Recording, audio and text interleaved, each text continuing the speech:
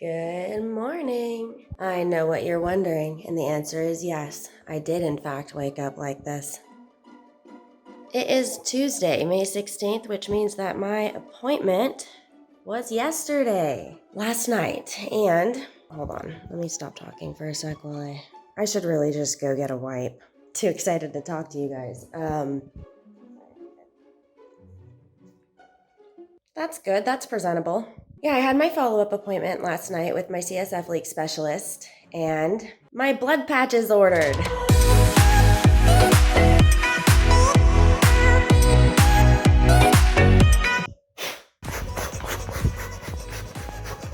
Right? There's so many people sleeping in this house right now, but if there weren't, I would be screaming, "Let's go!" Yes. We're going for the blood patch. We have a lot to catch up on.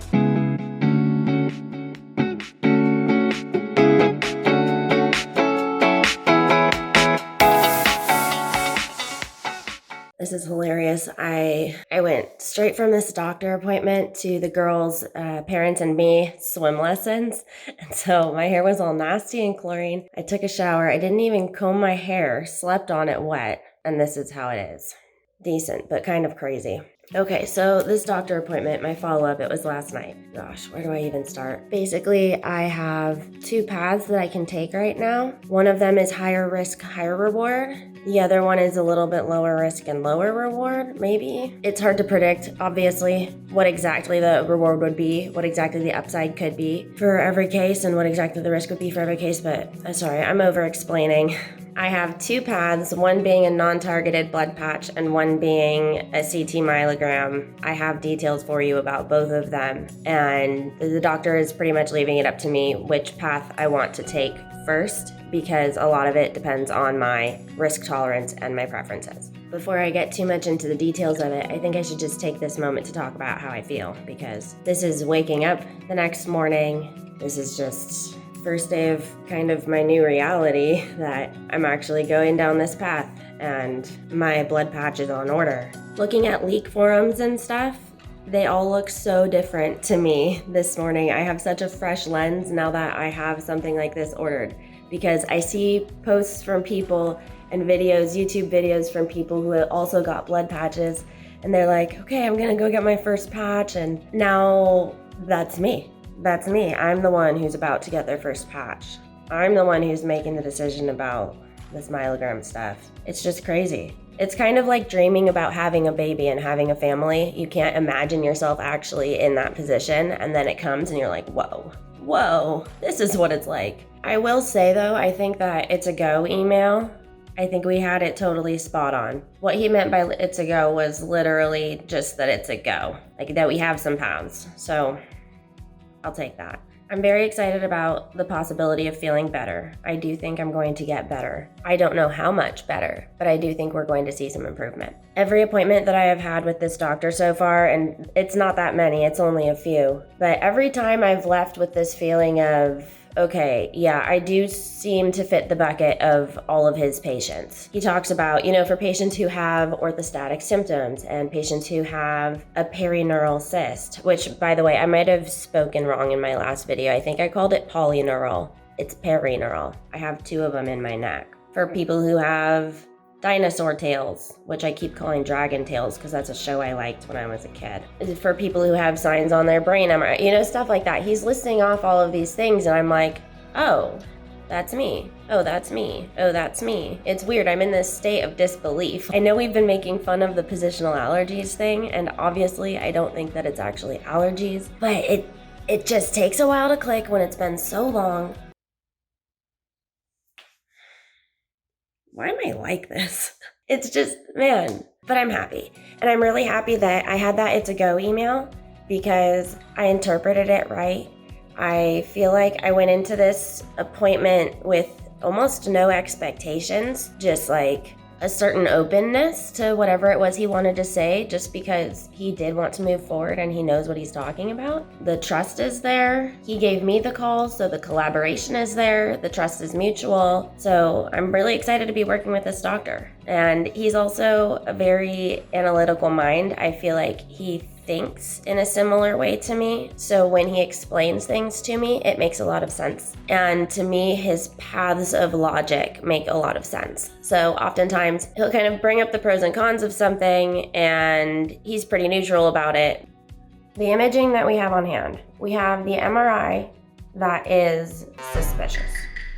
Now, who is reading the MRI is what determines whether or not the MRI looks suspicious. So that's one of the kind of weird things about the CSF leak stuff. My doctor thinks that my brain MRI is positive for like suspicious for CSF leak. Not like, though that's definitely a leak, but like he thinks it's positive for there are signs of a leak. He has another colleague that he talked to. That colleague also thinks it's positive. But there's another neuroradiologist that he spoke to about my brain MRI, and that neuroradiologist was like, that one might be negative. So we've got 2 on team positive and 1 negative for my brain MRI. That plays a part in the CT myelogram option. The CT myelogram option that has been presented to me is actually 2 CT myelograms that are done on back-to-back days, and then a blood patch on the 3rd day to patch those 2 myelogram holes. The CT myelogram is a test, not a patch. It's a test to try to find where your leak is. So they inject dye down in the bottom of your spinal column.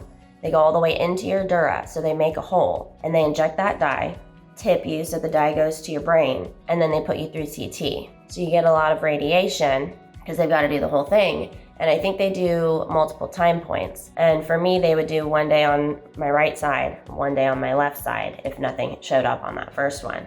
And then the 3rd day would be a blood patch to patch those holes. Then we would let my body kind of equilibrate, and then we would potentially be able to either patch or fix wherever we found something from the myelogram, right? I do totally see why he gave me the option of the 2. It's just, what's my tolerance, like I said before, like he told me. The blood patch is yes, it's less risky, but it's also less definitive.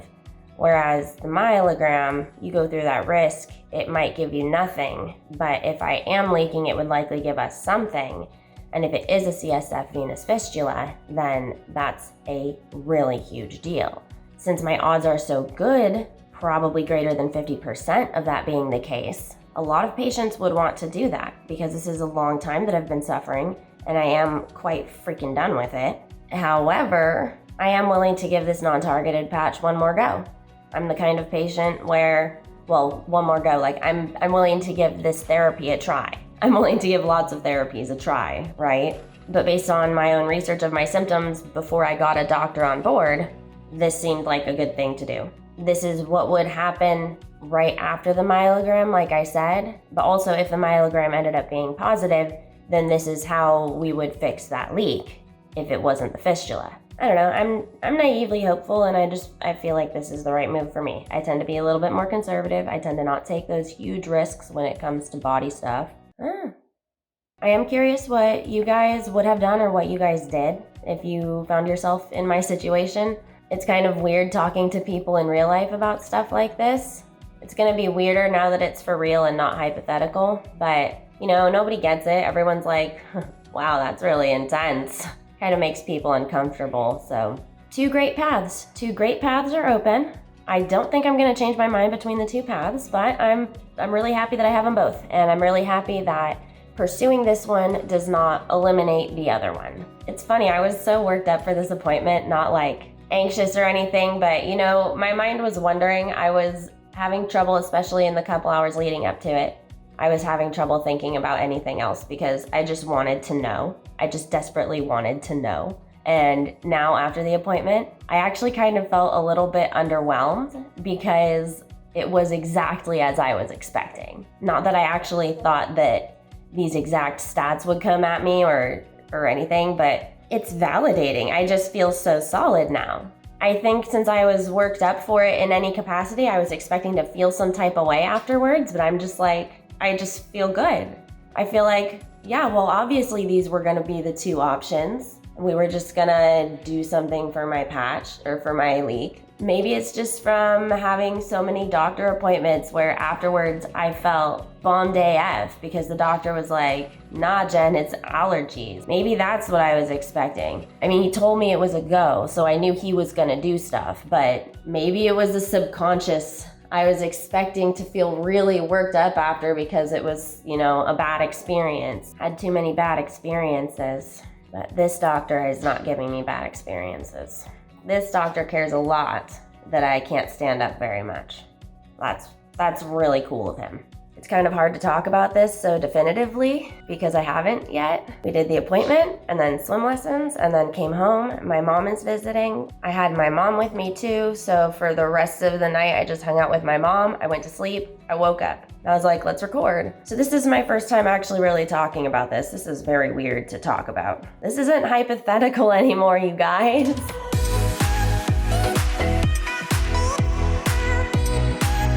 If they find something on the myelogram though, the myelogram is the way to definitively know whether you're leaking or where your leak is. Like if you get a positive on the myelogram, then you have a serious positive. And I have those perineural cysts. So the myelogram actually has big odds. So I'm gonna butcher this, but the odds are 20% that I have a big fat positive CT myelogram, that one of those perineural cysts is a CSF venous fistula. That 20% chance of a positive would mean surgical repair and then I'm better. But get this, it's only a 20% chance if the brain MRI is read as negative. So if my brain MRI is read as positive, which it is by 2 of the doctors, but not that other neuroradiologist, then the odds of me getting a positive on that are now 3 in 4, 75% instead of 1 in 5. So that's huge odds. And that is a life-changing diagnosis where suddenly now it's surgical repair and it's done. The reason the odds are that high are because I have the orthostatic symptoms as well. Anyway. Data. I love that these decisions are so data-driven. This is something that I feel like I line up really well with on my doctor. This is something I feel like I line up with really well on with my doctor. That's a hard sentence. That's a really hard sentence. So that's the CT myelogram. So the problem with that though, radiation, lots of radiation. Chances of dying from cancer does go up by like 0.5% over lifetime, from 17% to 17.5%. But I also have a really long time for those changes to take place in my body. So since I'm young, I've got hopefully a solid 50 years for any of those genetic changes that happen from this radiation to manifest into something I don't really want. So that's something to consider. However, if I don't do that and then I'm sick for a long time, that has its own risks, obviously. Other risks of the myelogram, things that can go wrong when you puncture a hole in your dura through your back. But those are the big risks that we're considering. And then there's the option of going for the empirical blood patch or the non-targeted blood patch. There is an area of slight interest in my lower back. I was kind of in a rush to get to swim lessons when we did this appointment. Don't at me, I know that's like kind of weird. Because of that, I didn't ask exactly what the signs were in my low back that he was talking about, because there's trust, like I said. At a certain point, you need to just trust your doctor and not be like, what's the proof? He said there's something that's maybe of slight interest in my low back. And that spot is at L1, L2. So that's the spot. He said the other option, and this one is the one I'm seeing as the more conservative approach, is to blood patch there and blood patch also at a higher spot on my back that we're not going to get into here, and see how it goes. See if I see any improvement. Because if I saw improvement from a blood patch and all of these orthostatic symptoms maybe went away a little bit, even if it only lasted for a small amount of time, it would mean that we're definitely on the right track. When this was brought up as an option, I was like, okay, I mean, that's really awesome. Remember, this guy's out of town, so I do have to travel for things. There's a certain part of me that wants to do the travel, get the myelogram, get something definitive, be on the books for all of my patching and stuff, get it all done. But also, remember, that myelogram, it's the 2 myelograms back-to-back on back-to-back days, and then the 3rd day is a blood patch, which is what would be the other option right now. The recovery from the myelogram includes the treatment that we're considering as the alternative to doing that procedure. So I'm gonna try that blood patch in my low back and just see how it goes. I assumed that the doctor would want to do the myelograms and do the tests, but he didn't actually come up with a conclusion at the end. He asked me what my risk tolerance is and how badly I want that definitive positive. When I told him that I was leaning more toward blood patch before the talk, and now I was kind of a little bit iffy, he did reassure me that he thought that going for a non-targeted patch would be a totally reasonable thing to do here. And then he also reassured me that if we do this non-targeted patch, and I do see some improvement, but not that much improvement, he's not just gonna take the CT myelogram off of the table. We did talk about what if I see a majority improvement with this blood patch? Would I then wanna go for a myelogram? Probably not, right? But if I see marginal improvement, then that probably means we're on the right path. And if we see no improvement, then I probably should go for the myelogram and see if it is turning into a CSF venous fistula, or is a CSF venous fistula. To me, going for this blood patch in the low back, since we do have a spot, it's non-targeted, but it's a spot, L1, L2, that's of interest. It just seems like the right thing for me, so that's what we're gonna do. My blood patch is on order. My blood patch is ordered. Scheduling will be calling me in the next week or so. We expect me to be scheduled about a month out, or a month and a half out. Travel arrangements, we're hopping on a flight. Even if this blood patch works, it's probably not gonna be a one and done situation. Don't get your hopes up that this is gonna be a cure, but hopefully we will see some improvement. And for those of you curious also with traveling, I asked him about traveling back with the flight and stuff. He did say to leave a buffer day or two after the patch before I fly home, after the bed rest is over, obviously, like after I'm allowed to get back up. But he also said that if I go into rebound high pressure, then I'm not allowed to get on that plane. So a lot of people, after they get patched, their body will high pressure before it finally figures out where to equilibrate again. If it figures out where to equilibrate again, I'm having trouble with equilibrate. There are like 15 birds suddenly. Anyway, he said I could totally fly home a day or two after that bed rest ends, but if I go into rebound high pressure, I will have to wait. So he said make sure that I have accommodations for that, have stuff prepared for that, make sure my flight is able to be moved, and I do have a place to stay if I do need to stay a little bit longer. That's where we're at. Make sure you're subscribed. Don't want to miss this. That's that. Can you believe it? After all this time, all these migraines, 100-something YouTube videos about getting migraines, now we're going down the blood patch route. This is insane.